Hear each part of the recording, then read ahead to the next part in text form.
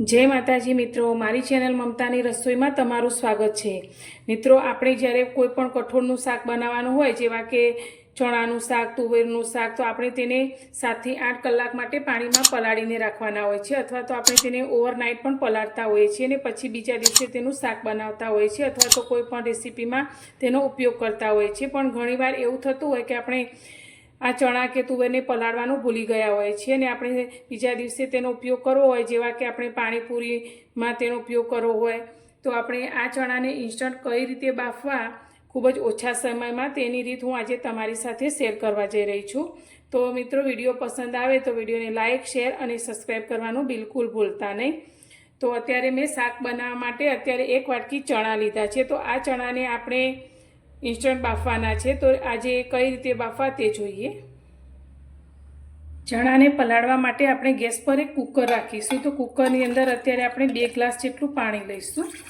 तो अत्यारे आपणे 1 वाटकी चणा बाफवाना छे। तो अत्यारे 2 ग्लास पाणी आपणे गरम करवा माटे राखीशुं। तो गैस चालू करी अने पाणीने आपणे थोडું गरम करीशुं।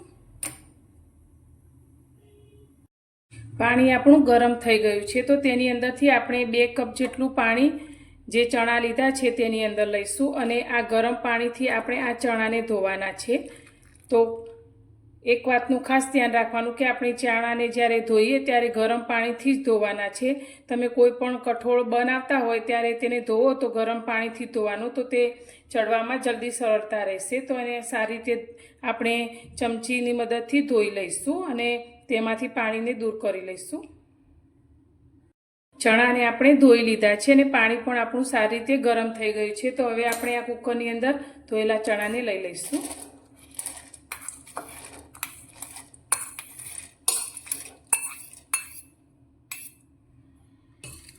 हवे आनी अंदर जो तमारे मीठुं अंदर एड करवुं होय तो तमे मीठुं पण एड करी शको छो अने एमनेम ज बाफवा होय तो तमे आ रीते पण बाफी शको छो।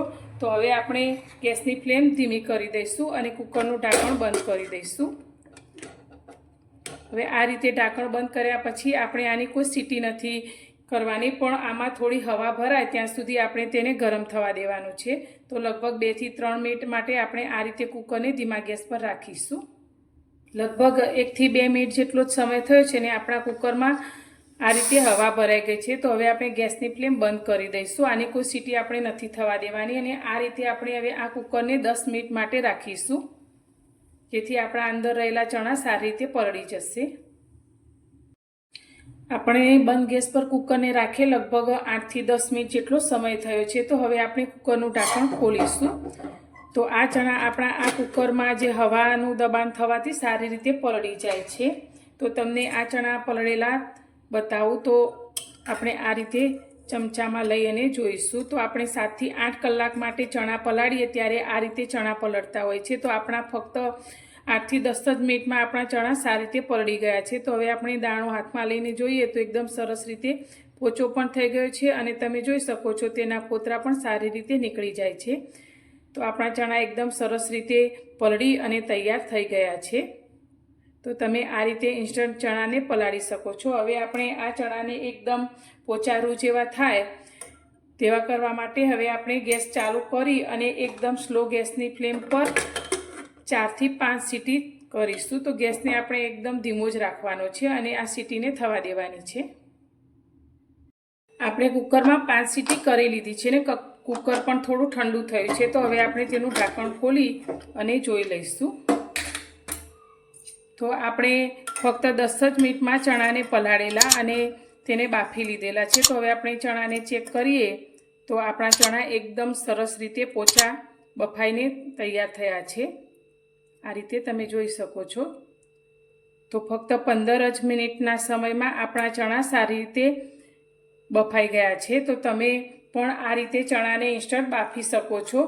तो तमने मारी आ चणा पलाळवानी अने बाफवानी रीत केवी लागी ते मने कॉमेंटमां जरूरथी जणावजो अने जो पसंद आवी होय तो विडियोने लाइक करजो, वधुमां वधु शेर करजो अने चेनल पर नवा हो तो चेनलने सब्सक्राइब करवानुं बिल्कुल भूलता नहीं।